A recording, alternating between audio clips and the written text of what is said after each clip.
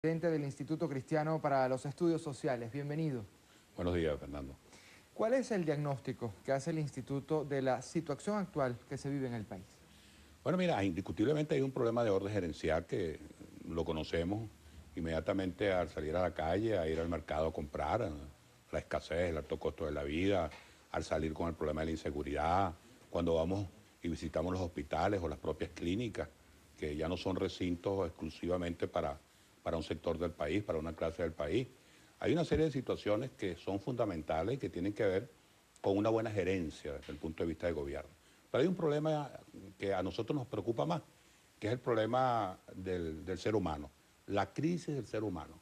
O sea, cómo la violencia se ha venido apropiando de la conducta del ser humano. La predisposición y la alevosía, el odio, la fractura que hay entre las personas y la impunidad. Son elementos que tienen que ver, por supuesto, con la crisis que hay en el país. Seguimos insistiendo en que el problema de la crisis del país no se resuelve solamente con los problemas del entorno, las necesidades del entorno, sino tratamos al ser humano. El ser humano tiene que ser más importante que el Estado. El Estado tiene que estar al servicio del ser humano, no el ser humano al servicio del Estado. Y creo que debemos rescatar la familia. Aquí se olvidó que no hay política hacia la familia. La familia está deteriorada totalmente.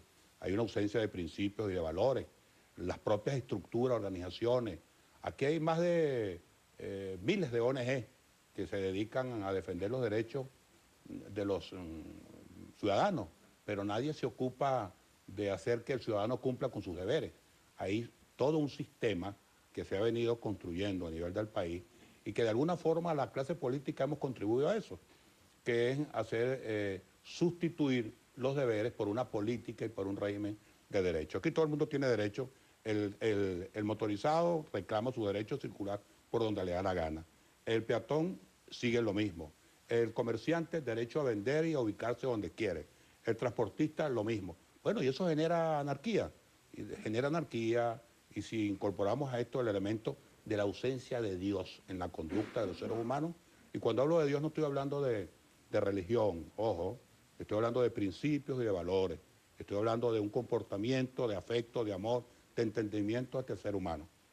Estas son cosas que nos están haciendo mucho daño y que requieren y necesitan con urgencia no solamente un nuevo modelo político, económico y social en el país, sino necesitan una visión y una acción dirigida al rescate de la familia y al rescate de los valores y principios en la conducta del ser humano. ¿Cómo influyen los liderazgos que existen en el país, tanto de la oposición como del gobierno?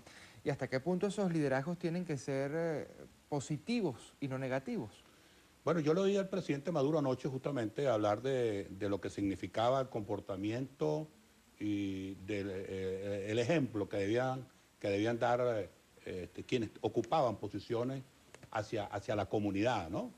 Para tratar de que ese ejemplo influyera positivamente. Bueno, yo creo que él tiene razón en eso, pero el problema no es decirlo, el problema es que tiene que haber una relación entre lo que tú predicas con lo que tú haces.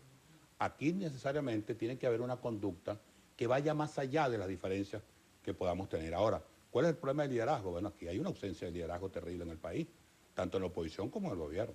Estoy hablando, los liderazgos no solamente son aquellos que te conllevan apasionadamente a seguir a la gente irracionalmente. Estoy hablando de liderazgo con propuestas, ¿entiendes? Con proyectos, con conocimiento, con trayectoria y que sean capaces de unir al país alrededor de una propuesta.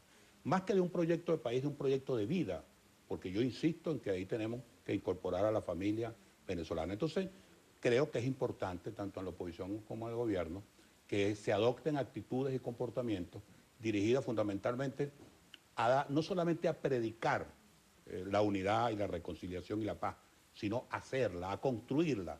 Y se construye la paz y la reconciliación con acciones, con actitudes.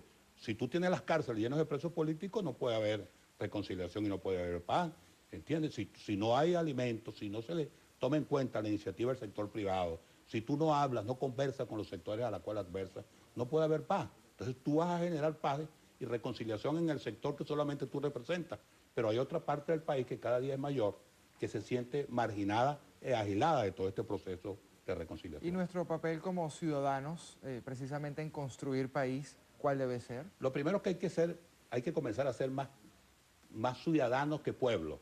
¿Cuál es la diferencia? Bueno, el ciudadano está formado, respeta, quiere, tiene derechos y deberes frente a la comunidad, frente al prójimo. Aquel comentario que había anteriormente, que tus derechos comienzan, ¿entiendes? Tus derechos comienzan justamente donde se inician tus deberes. O sea, tú tienes que entender definitivamente que tu comportamiento como ciudadano tiene que ser respetar al prójimo, respetar las leyes. Ahora, ¿qué pasa con ese concepto de pueblo? El concepto de pueblo es un concepto muy popular. El pueblo hace lo que le da la gana, el pueblo siempre tiene la razón, dicen los políticos, cosa que históricamente y bíblicamente se ha demostrado que no es así. Entonces, tenemos que buscar la forma de gobernar para lo que le conviene al pueblo y no para lo que le hace al pueblo lo que quiere el pueblo. Fíjate, en estos días nuestro pastor de la iglesia rápidamente decía, con motivo de los 60 años de la iglesia de las Acacias, él hablaba de que era necesario comenzar a hacer lo correcto y no lo popular. Ahí está, o sea, tenemos que comenzar a generar actitudes que aunque cause rechazo de algunos sectores del país, sea lo que le conviene al país. Y tenemos que comenzar por eso. Nos queda un minuto. La espiritualidad, el acercamiento a Dios, a ese ser supremo, ¿dónde queda en todo esto?